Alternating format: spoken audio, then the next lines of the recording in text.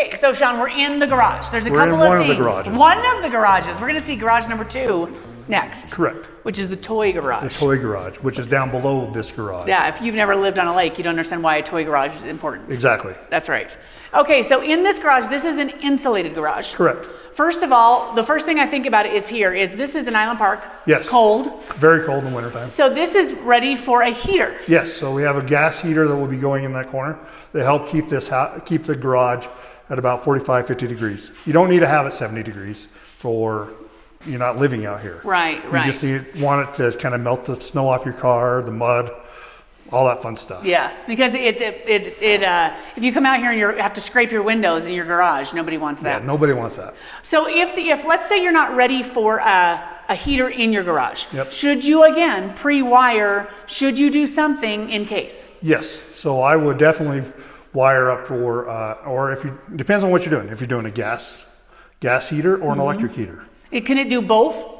Do you have to have you have to have electric even for a gas, but it doesn't need as much electricity. So this one's a gas heater. Because that's the little stub out for the gas. Little gas line stubbed out. Okay. And then you just have to have a 110 outlet for plugging the fan of the gas heater. So that's what you need electric for. But you need a 220 if you're going to do an electric. Correct. Could you put a 220 up there? You could. And, a lot of times, and use it on a gas, but have the option for both? No, got it. A lot of times we do put 220 in garages because some people want to have an option. I don't know. They might want to plug their RV into it. They might want to electric cars. Electric cars. That's becoming more popular. More popular. Yeah. Again, you have an air compressor. An air compressor. Some people like to have a welder in their shop. I mean, that's right. Again, it's one of those things that we try to kind of accommodate whatever a homeowner wants. But it might be a good idea to think that ahead if you're building a house, even if you're not doing it. It's a huge benefit. People love that when they buy a house to know that there's a 220 in the garage. Sometimes we do a 220 in the garage just so we have temporary power during construction. Because you got to use your stuff. Awesome. Yep. Love that. Okay, let's talk about, so this guy's insulated. Yep. Right, so an insulated garage, because again, it's cold. It's a good idea to insulate it in there. Now we're talking about the garage doors. If no one's seen this before, first of all, we have an insulated garage door. Correct. Do you have to have an insulated garage door? If you're going to heat it, you definitely need to have an insulated garage door. Even if you don't heat it, sometimes it just keeps it keeps a little warmer in the garage than it is outside. But now I notice right here, we've got an insulated garage, but you got a big open thing. So how does that work? So on this one, we still have siding we got to do on the outside. Gotcha. So there'll be a piece of wood out there. Then on top of that, you'll notice around all garage doors, they have like a little rubber gasket that goes around there that kind of seals up the air from being able to come in and out.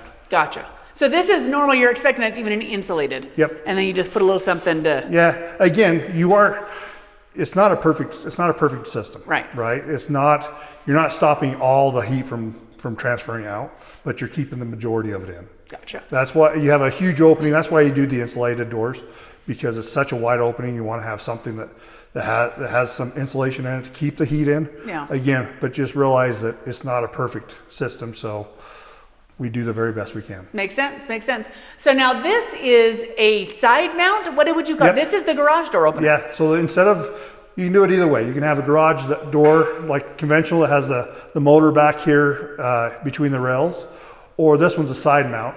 We chose side mount because as you look right above us, there is a beam that comes across here. Yep. And it doesn't allow us to have a garage door motor that hangs down below. Makes sense. And so we put the motor on the side. There's a couple advantages for it. When it's a little more secure. So when these doors come all the way down, there's actually a bolt that will go through the rail into the door that hold that. And then when you push the button, the bolts retract. It goes up. So it's a little more secure that way. Yeah, because if you have it up here, you don't have that option. Correct. Right. And so that's one thing. You don't have the light though. Like a regular garage door has the light up there. Yeah. So sometimes we'll mount a light down below it that's hooked up to it. But again, it's one of those things we can add or. Yeah. Maybe you could do a motion sensor light. Correct. I love that. Is it more expensive to do a side mount? They usually are a little bit more. Gotcha. Gotcha. But again, in certain predicaments like this with the beam, Yeah. that was the option we had. And so we ended up choosing to go with all of the garage doors having side mounts. Excellent. I love that. Well, let's go take, well, number one, talk about the floors. Okay. So in this, do we have to think about a difference of the flooring in the garage? We've got the toy garage downstairs. Yeah.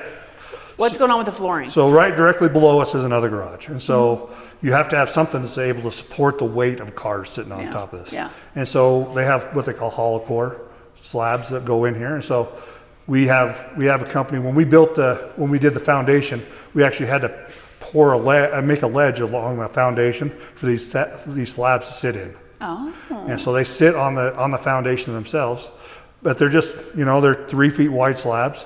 And so we have 12 of them in this garage. And so then we have to go through and fill all the cracks so that we can pour concrete on it and have concrete raining down below. Gotcha. And So there's slabs underneath that you have to because of to support the weight for the garage. the garage below. Especially where it's a big wide open area. Yes. If you've been thinking about building your dream home, I'm Braden with B&B Builders. Give me a call.